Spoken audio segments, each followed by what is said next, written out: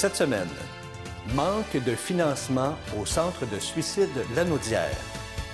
Crue printanière, risque pour la santé et victoire pour les travailleurs et retraités.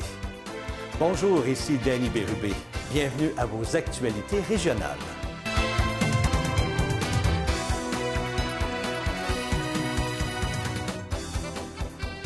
Bonjour à vous, j'espère que vous passez une agréable semaine du 24 avril 2023. Le Centre de prévention du suicide de Lanaudière, le CPSL, a dénoncé le 19 avril dernier le manque de financement qui menace certains de ses services et activités. Selon Mme Joyce Lawless, directrice du CPSL, le centre fait tout son possible pour maintenir des services de grande qualité. Mais malheureusement, le manque de financement cause plusieurs enjeux. Avant d'entendre Mme Lawless nous expliquer ces enjeux, on écoute en premier lieu M. Pierre Deschênes, dont le fils s'est suicidé il y a quelques années. Bonjour. Au Québec, les statistiques les plus récentes font état de 1055 décès par suicide durant l'année 2020. On peut avoir votre nom? Oui, j'y viens. En fait, c'est Pierre Deschênes, mon nom. Parmi ceux-ci, on compte 71 Lanaudois. Ce sont donc près de 6 personnes par mois qui ont mis un terme à leur vie, dont une proportion démesurée d'hommes chez qui l'intervention traditionnelle fonctionne souvent moins bien. Ensemble, ces personnes en ont laissé des centaines d'autres endeuillés, des amis, des frères et sœurs, des conjoints, des conjointes, des enfants et des parents, comme moi. Je m'appelle Pierre Deschênes et il y a 19 ans, mon fils se suicidait. Le départ de Mathieu a laissé un grand vide dans ma vie. Et beaucoup de questions sont restées sans réponse, comme un casse-tête incomplet. Ma femme, Chantal, notre fille et moi avons dû apprendre à vivre avec ce vide sans Mathieu. Pour nous aider à y arriver, Chantal et moi nous sommes joints aux rencontres du groupe pour personnes endeuillées par suicide, organisé et animé par le Centre de prévention du suicide de Lanaudière. Écoutons maintenant M. Claude Saint-Pierre, président du CPSL, qui nous explique quelles sont les différentes fonctions du centre. Et par la suite, nous écouterons Mme Lawless nous parler des enjeux que rencontre le CPSL à cause d'un manque de financement. Le CPSL existe depuis l'an 2000. La grande majorité des membres de l'équipe du CPSL sont issus du domaine de l'intervention psychosociale et reçoivent, dès leur premier jour chez nous, une formation spécifique à l'intervention de crises suicidaires d'un minimum de 100 heures. En 23 ans, notre équipe a su développer une expertise solide et est venue en aide à des milliers de Lanaudoises et Lanaudois. Chaque année, elle répond en moyenne à plus de 3500 appels, provenant majoritairement de personnes en détresse, d'autres qui sont inquiètes pour une personne suicidaire, ou d'autres encore qui doivent se relever après qu'un proche ait commis l'irréparable. Cela se fait par le biais de la ligne 1-866 appel, qu'on pourrait traduire par 1-866-277-3553, dont le CPSL est le mandataire pour la grande région de Lanaudière au complet.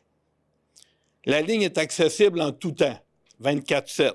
En plus de l'intervention téléphonique, au fil du temps, le Centre de prévention du suicide de Lanaudière a développé des activités s'adressant aux personnes endeuillées par suicide. Pensons notamment au groupe d'accompagnement dont Pierre parlait tout à l'heure, au soutien parental dont les enfants endeuillés par suicide, pour les enfants endeuillés par suicide, ou au passeport Soutenir le deuil par suicide que Ghislain vous présente. Également développer des services destinés aux membres de l'entourage d'une personne suicidaire. Cette situation à laquelle nous sommes effectivement confrontés est pour le moins préoccupante. Elle est complexe et comporte plusieurs enjeux. C'est pourquoi, Afin de permettre d'en avoir une bonne compréhension, je prendrai le temps de bien vous l'exposer. En 16 ans à la barre du CPSL, j'ai été témoin de plusieurs belles réalisations de l'équipe et du dévouement de personnes qui s'y impliquent. Je suis fière que nous puissions aider d'innombrables personnes à se relever d'une crise qui leur semble parfois insurmontable. Depuis plusieurs années déjà, je vois avec un grand sentiment de tristesse et d'impuissance une dégradation de la situation du Centre de prévention du suicide de la Naudière. Cette situation difficile, elle est engendrée par plusieurs éléments. Le premier élément, des départs au sein de l'équipe. Deuxième enjeu, des difficultés de recrutement. Bien que cet enjeu ait été exacerbé, comme dans la plupart des secteurs d'emploi, depuis le début de la pandémie, nous savons que le salaire que nous sommes en mesure d'offrir n'est pas compétitif compte tenu de 3 éléments. Le principal étant l'horaire de travail imposé. Le 21 septembre, en réunion spéciale, notre conseil d'administration a entériné une proposition d'arrêt de certains services. Ainsi, nous avons coupé la quasi-totalité des activités liées aux sentinelles en prévention du suicide.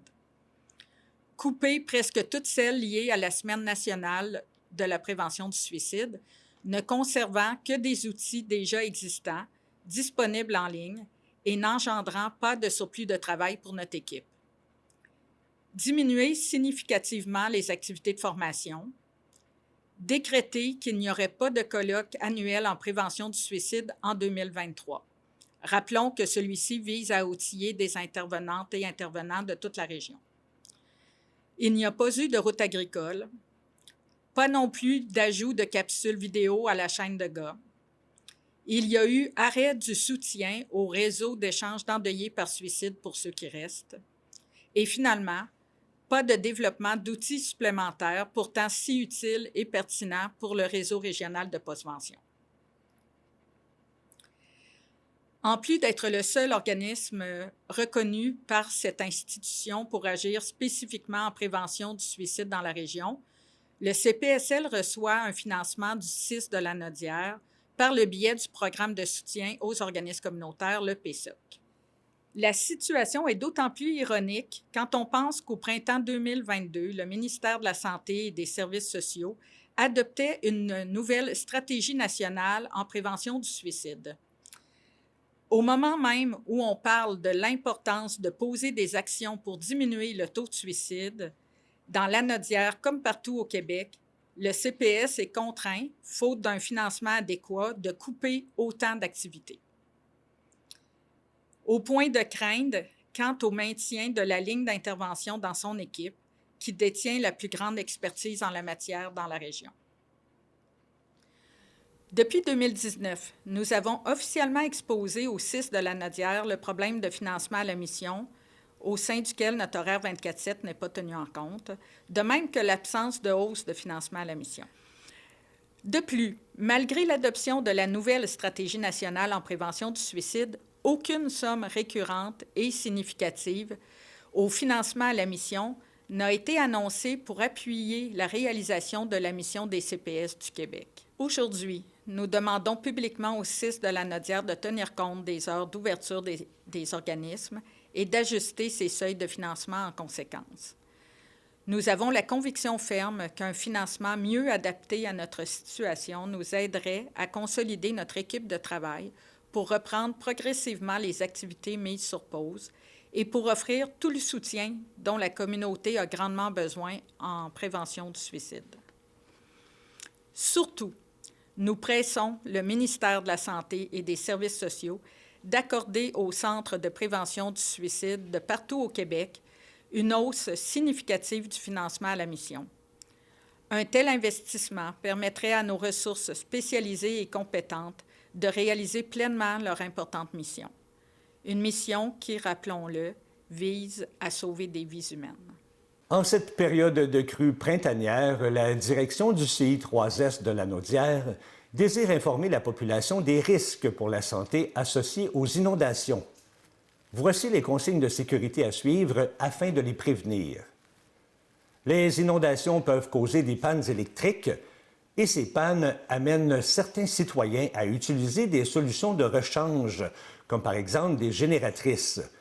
Il est donc nécessaire de respecter les directives du fabricant lors de son utilisation et de l'éloigner des ouvertures de portes et fenêtres de la maison. D'où l'importance d'avoir un avertisseur de monoxyde de carbone, car seul un avertisseur peut détecter la présence de ce gaz et la signaler.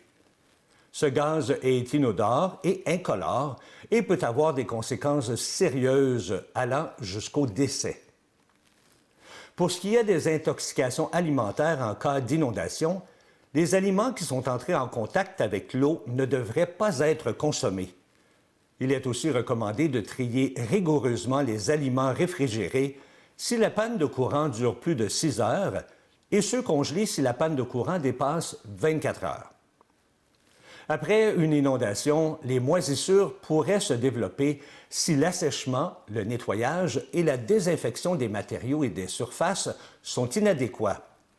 Il est donc important d'intervenir rapidement avant que votre maison ne présente des signes de moisissure. Pour ce qui est de l'eau et la qualité de l'eau potable, si vous êtes desservi par un aqueduc, suivez les directives de la municipalité ou de l'exploitant. Les personnes qui ont un puits privé devraient considérer leur eau comme étant non potable jusqu'à preuve du contraire. Pour prévenir les maladies liées à la consommation d'eau contaminée, assurez-vous que l'eau de votre puits réponde aux normes avant de la consommer à nouveau. Et finalement, en cas de doute sur l'intégrité de votre système électrique, il est impératif de communiquer avec Hydro-Québec ou avec votre fournisseur d'électricité. La Société de l'autisme Région Lanaudière et ses nombreux partenaires, collaborateurs et donateurs sont fiers d'annoncer la construction d'un centre multiservice à Notre-Dame-des-Prairies pour les personnes autistes et leurs familles. Évalué à un peu plus de 2 millions de dollars, ce projet proposera un milieu adapté aux besoins des personnes autistes en leur offrant de nouveaux espaces répondant à leurs particularités cognitives, physiques et sensorielles. Il fournira ainsi à un plus grand nombre d'adultes autistes, terminant leur parcours scolaire et se retrouvant souvent devant un vide de service, d'avoir accès à un endroit leur permettant de maintenir leurs acquis et de poursuivre leur développement à travers des activités valorisantes. Les nouvelles installations permettront d'accueillir plus de personnes à la fois, et ce, sans nécessiter le personnel supplémentaire, seulement par l'environnement qui sera mieux adapté. De plus, les installations seront conçues pour favoriser l'autonomie des membres et valoriseront leur plein potentiel. Le centre aura aussi une salle sportive adaptée, permettant à ses participants de répondre à leurs besoins sensorimoteurs et de favoriser le développement de leurs habiletés motrices. Ils bénéficieront aussi d'une salle sensorielle, leur fournissant un lieu propice à la détente, à la stimulation sensorielle et à l'apprentissage par les sens. L'emplacement des nouveaux locaux de l'organisme permettra aux usagers de pouvoir développer des liens de proximité avec le tissu social. Cela permettra aux participants d'être exposés à une variété de situations permettant de développer leurs compétences et ainsi de vivre des expériences sociales enrichissantes. En bref, le centre multiservice permettra de développer des situations stimulantes et adaptées pour les personnes autistes. Un tout nouveau pavillon multifonctionnel embellit désormais le terrain de cible famille Brandon, et c'est le 18 avril dernier que l'organisme a procédé à son inauguration qui fut particulièrement touchante. Le nom de cette nouvelle bâtisse, le Pavillon de France, a été dévoilé lors de la soirée reconnaissance aux bénévoles de Cible Famille Brandon. Madame Duplessis, présidente du conseil d'administration, nous explique que le choix de ce nom que porte le pavillon est pour souligner l'implication et l'engagement exceptionnel d'une femme de cœur au sein du conseil d'administration. Le nom Pavillon de France est en reconnaissance des 22 années d'engagement bénévole de Mme France Pellan.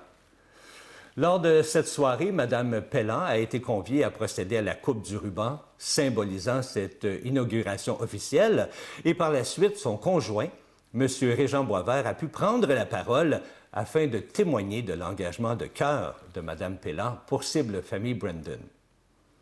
Étant une réponse aux besoins de l'organisme, la construction de cette bâtisse permet désormais d'offrir un accès à un lieu fermé lors de la tenue de grands événements familiaux qui se passent chaque année dans le parc de l'organisme. Les effets bénéfiques de l'activité physique modérée sur la cognition sont supérieurs à ceux de l'activité physique intense, ont constaté des chercheurs de l'Université d'Ottawa. Cette étude serait aussi la première à démontrer par l'approche génétique les effets de l'activité physique sur la santé cognitive.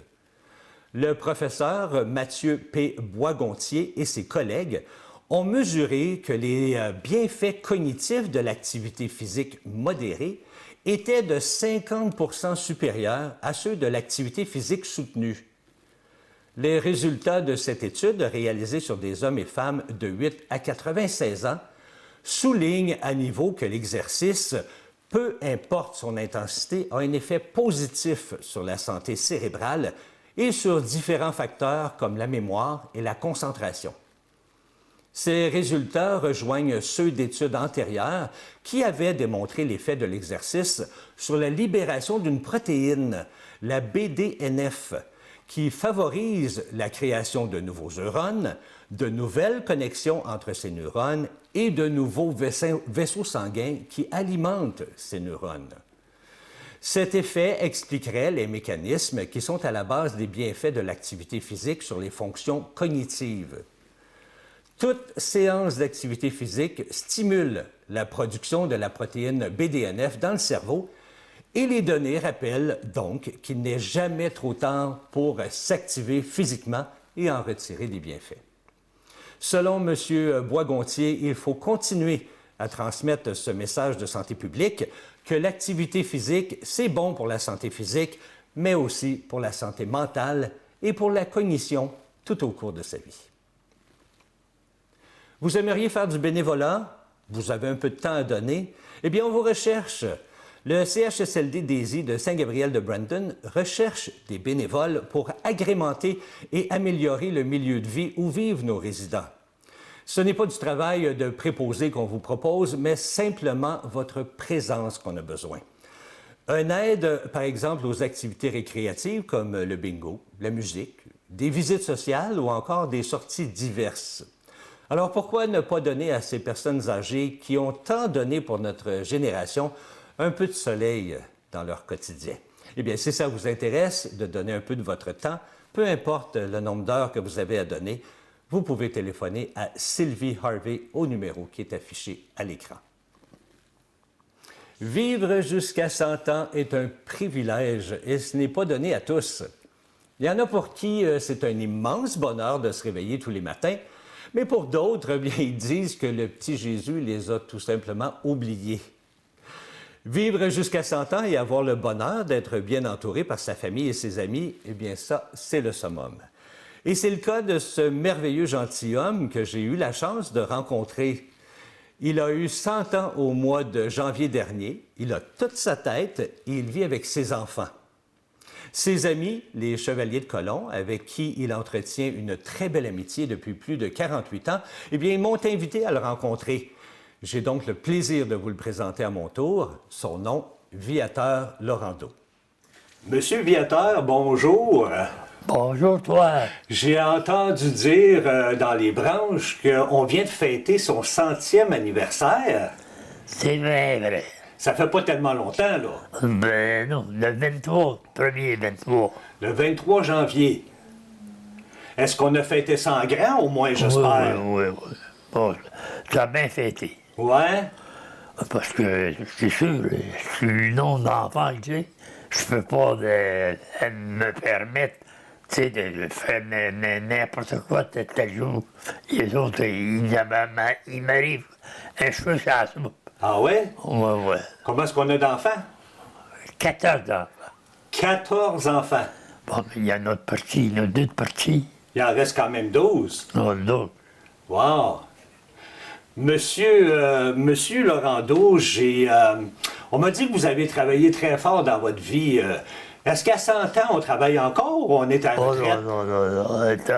On est en retraite depuis une seconde. Depuis une petite secousse? Oh oui. Puis qu'est-ce qu'on fait de nos journées quand on a 100 ans? Tu fais rien pas tout. Non? On se bat. On se passe? Et, Moi, j'ai entendu dire que vous vous amusez quand même pas mal. moi, on joue aux 4. OK. Les 4, là, quand ils viennent, là, c'est 3-4 heures. De 4, là. Ça, c'est vos enfants qui viennent vous divertir, là. Ouais. Ouais.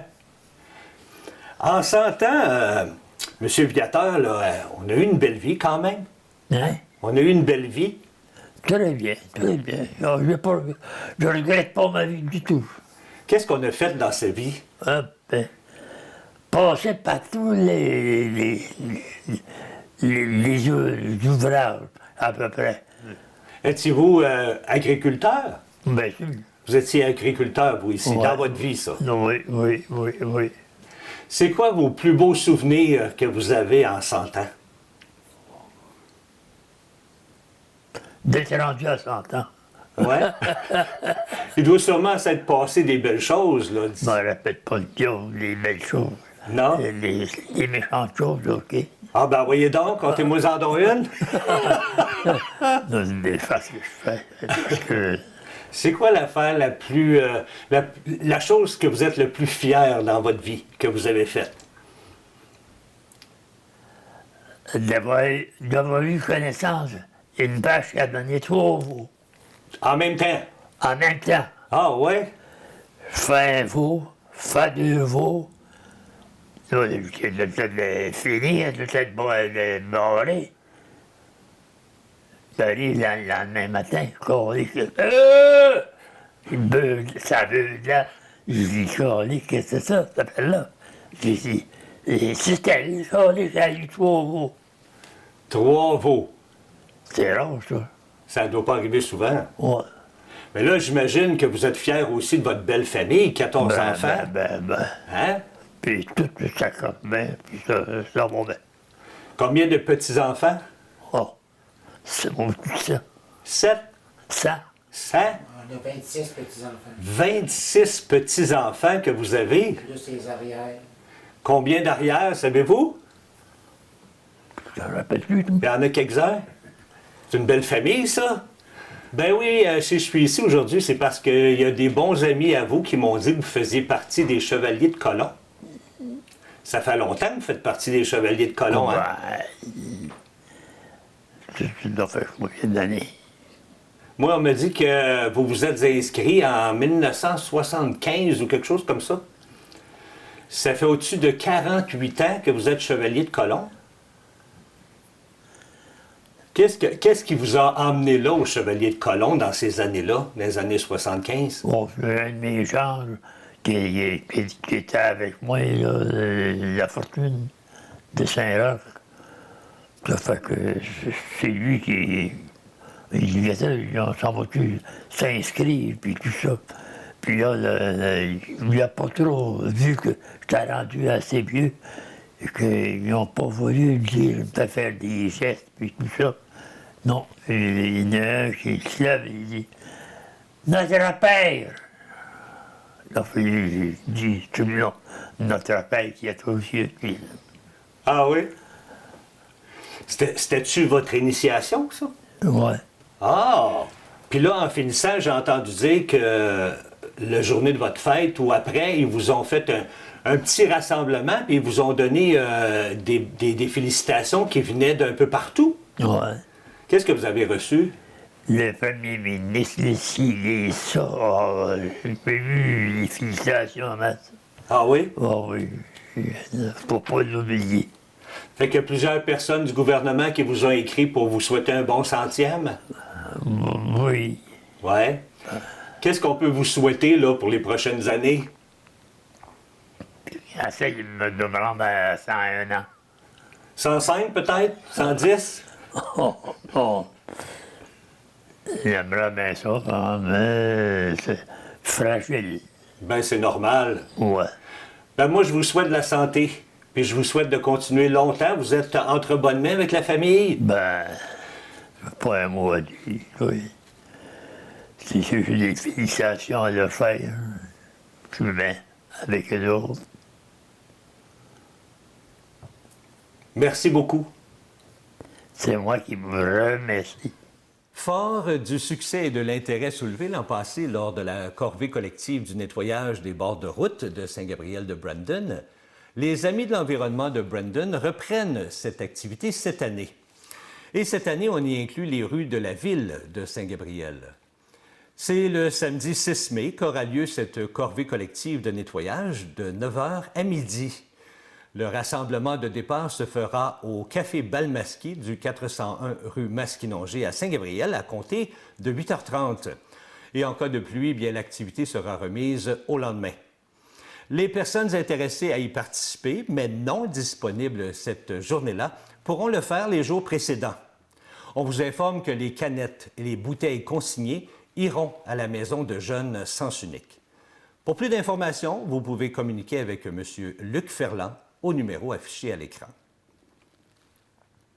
Toujours du côté de Saint-Gabriel, eh bien, il y aura du compost qui sera distribué gratuitement aux citoyens de la ville le vendredi 19 mai dès 8 h le matin derrière le centre sportif et culturel de Brandon. Alors, c'est une date à mettre à vos agendas. Les citoyens doivent par contre charger eux-mêmes leur compost, donc prévoyez une pelle et des contenants. Il s'agit d'une formule premier arrivé, premier servi, alors lorsque la quantité disponible sera écoulée, la prochaine distribution aura lieu l'an prochain. Ainsi, aussi à la suite d'un refoulement d'égouts qui a eu lieu dernièrement, la Ville tient à faire quelques rappels à ses citoyens. Contrairement aux papiers de toilette, les lingettes désinfectantes ou démaquillantes, tout comme les serviettes hygiéniques et les tampons, ne se désagrègent pas dans les conduits. Ces produits n'ont tout simplement pas leur place dans la toilette et le réseau d'égouts. Il faut les mettre à la poubelle.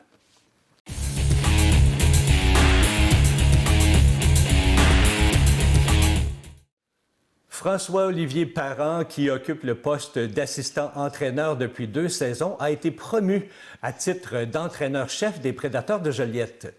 Il remplace ainsi Samuel Fortier, qui a piloté les Prédateurs durant les 4 dernières saisons. Ce dernier ne sera donc pas de retour derrière le banc de la formation jolietaine, mais il en restera le directeur général. Une décision qui n'a pas vraiment été facile, selon M. Fortier, mais avec ses engagements professionnels, la double fonction devenait impossible. Il sentait également que François-Olivier Parent était prêt pour le défi et qu'il fera un travail de grande qualité. Du côté de M. François-Olivier Parent, bien, c'est un privilège pour lui d'avoir été nommé entraîneur-chef de cette organisation de première classe et c'est également un beau défi et il a très hâte de s'y attaquer.